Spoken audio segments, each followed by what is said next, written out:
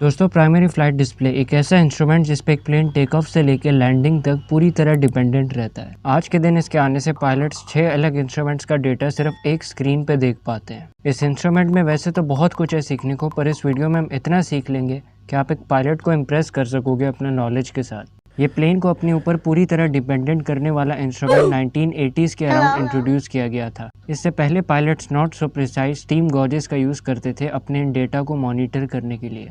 इस पीएफडी को 6 इंस्ट्रूमेंट्स का डेटा एक साथ कैलकुलेट करने की कैपेबिलिटी देता है एक एयर डेटा कंप्यूटर, जो कि वेरियस डेटा को एक्यूरेटली एक साथ कैलकुलेट करता है, ना कि हर इंस्ट्रूमेंट के लिए अलग से। इस पूरे इंस्ट्रूमेंट पर सबसे मुश्किल दिखने वाला ये एटीट्यूड इंडिकेटर एक्चुअल में सबसे आसान है। ये बीच वाला साइन आपका एयरप्लेन है, जिसके ऊपर का कलर ब्लू स्काई को और नीचे का कलर ब्राउन ग्राउंड को इंडिकेट कर रहा है। जब एयरप्लेन टेक ऑफ कर रहे होते हैं तो उनका नोज पिच ऊपर की तरफ होता है। अब पायलट्स देखकर तो नहीं बता सकते कि प्लेन का पिच एंगल कितना है, कहीं एंगल इतना ज़्यादा ना हो कि प्लेन स्टॉल कर जाए, ना इतना कम कि प्लेन एल्टीट्यूड ही ना गेन कर पाए। तो उसके लिए ये एटीट्यूड इंडिकेटर पायलट्स को प्लेन का पिच एंगल बताते हैं, ताकि इस तरह की कोई सिचुएशन ना हो। इस एग्जांपल में जैसे देखिए, प्लेन 10 डिग्री पिच एंगल से ऊपर की तरफ पॉइंट कर रहा है। अब जैसे पिच एंगल्स प्लेन के नोज पिच अप और डाउन एंगल्स को डिस्प्ले करते हैं, इसी तरह यहाँ पर जो इंडिकेटर्स हैं ये प्लेन के लेफ़्ट और राइट मूव होते समय उनका एंगल बताते हैं।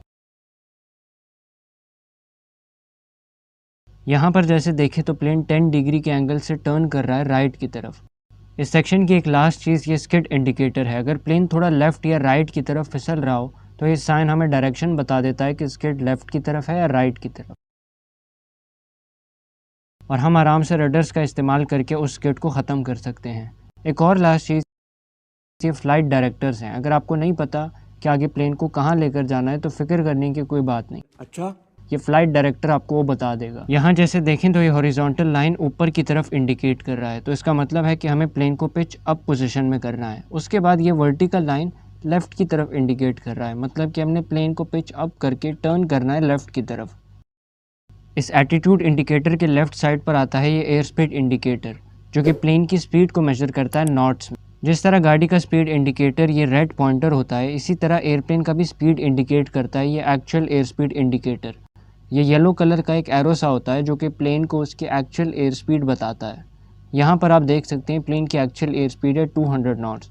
इस एयर स्पीड इंडिकेटर से आपको एक एरो नीचे जाते हुए नज़र आएगा। इसे स्पीड ट्रेंड एरो कहा जाता है। ये पायलट को बताता है कि अगले 10 सेकंड में एयरप्लेन की स्पीड कितनी होगी। यहाँ पर जैसे कि एरो नीचे 180 पे पॉइंट कर रहा है, तो मतलब कि अगले 10 सेकंड में एयरप्लेन की स्पीड 180 नॉट्स होगी। दोस्तों, नीचे जो एक और एरो आपको नज़र आ रहा है किसी स्पीड को इंडिकेट करते हुए, उसे आप 2 कलर्स में देख सकते हो। पहला है ब्लू और दूसरा पिंक कलर में। अगर ये एरो ब्लू कलर में किसी स्पीड को इंडिकेट कर रहा है तो मतलब कि पायलट ने प्लेन को खुद मैन्युअली एक स्पीड दी है फॉलो करने को। इसको ऐसे समझ लो जैसे आप एक्सेलरेटर से गाड़ी की स्पीड को अपनी मर्जी से कंट्रोल करके कम या ज़्यादा करते हो, और इस एरो को टेक्निकल टर्म्स में सिलेक्टेड एयर स्पीड कहा जाता है। दूसरा कि अगर ये एरो पिंक कलर में किसी स्पीड को इंडिकेट कर रहा है तो इसका मतलब है कि प्लेन अब अपनी मर्जी से स्पीड को मैनेज कर रहा है। उसे पायलट ने स्पेसिफिक स्पीड नहीं दी फॉलो करने को। इसे मैनेज्ड एयर स्पीड भी कहा जाता है। ज़्यादातर प्लेन्स आपको मैनेज्ड एयर स्पीड की स्टेट में ही मिलेंगे, लेकिन जब कभी अगर एटीसी पायलट से रिक्वेस्ट करते हैं कि आपने इस स्पीड को मेंटेन रखना है या इस एल्टीट्यूड पे इतनी स्पीड में जाना है, तो पायलट सेलेक्टेड एयर स्पीड का इस्तेमाल करते हैं। नीचे की तरफ जो साइन आप देख रहे हैं इन्हें स्पीड इंडिकेटर्स कहा जाता है। नाम से ही आप समझ गए होंगे कि ये वेरियस स्पीड्स को इंडिकेट करते हैं। यहाँ पर जैसे फ्लैप्स का स्पीड साइन फ्लैप्स की मिनिमम रिट्रैक्शन स्पीड को इंडिकेट कर रहा है, मतलब कि कम से कम हम कितनी स्पीड में फ्लैप्स को रिट्रैक्ट कर सकते हैं। इसी तरह यहाँ पर टेक ऑफ के दौरान आपको V1 और V2 जैसी स्पीड्स का साइन भी देखने को मिलेगा। इस एयर स्पीड इंडिकेटर में जो आखिरी चीज़ रह गई है वो ये रेड स्केल है। ये दोस्तों मैक्सिमम स्पीड और लोएस्ट स्पीड को इंडिकेट करता है। यहाँ पर जैसे स्केल 200 नॉट्स के बाद शुरू हो रहा है, मतलब कि अभी इस स्पीड को हम एक्सीड नहीं कर सकते। दूसरी तरफ अगर ये नीचे की तरफ शो होता 200 नॉट्स के, तो मतलब इससे ज़्यादा हम एयरप्लेन की स्पीड को कम नहीं कर सकते।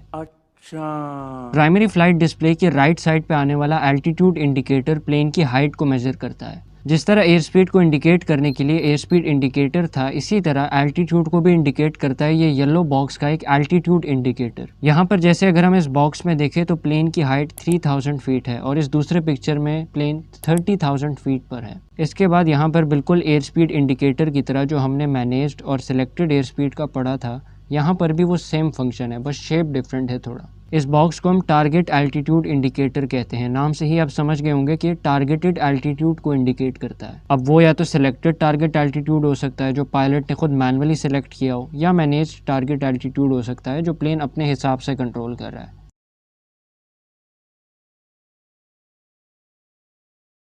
तो ये कुछ 2-3 चीज़ें ही थी एल्टीट्यूड इंडिकेटर में जो इम्पोर्टेंट है बेसिक्स को कवर करने के लिए।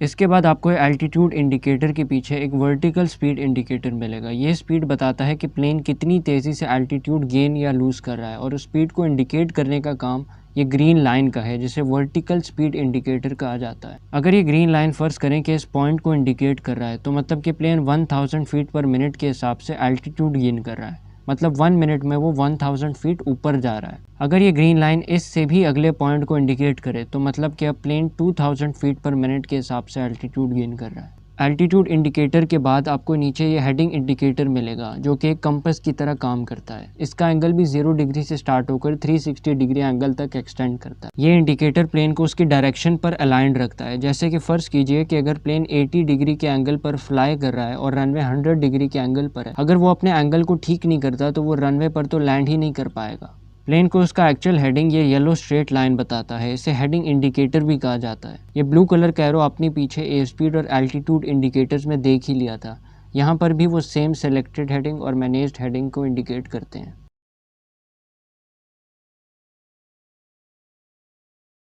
इधर हमें जो एक नई चीज़ देखने को मिली वो ये ग्रीन डायमंड है। इसे दोस्तों एक्चुअल ट्रैक डायमंड कहते हैं। यहाँ पर जैसे देखें तो प्लेन का हेडिंग एंगल 100 डिग्रीज़ है, लेकिन ये डायमंड 120 डिग्रीज़ राइट की तरफ इंडिकेट कर रहा है। तो मतलब कि लेफ्ट से आने वाली विंड्स जहाज़ को 20 डिग्री राइट की तरफ पुश कर रही, और प्लेन का एक्चुअल ट्रैक अगर विंड्स को अकाउंट में लिया जाए तो 120 डिग्री बनता है।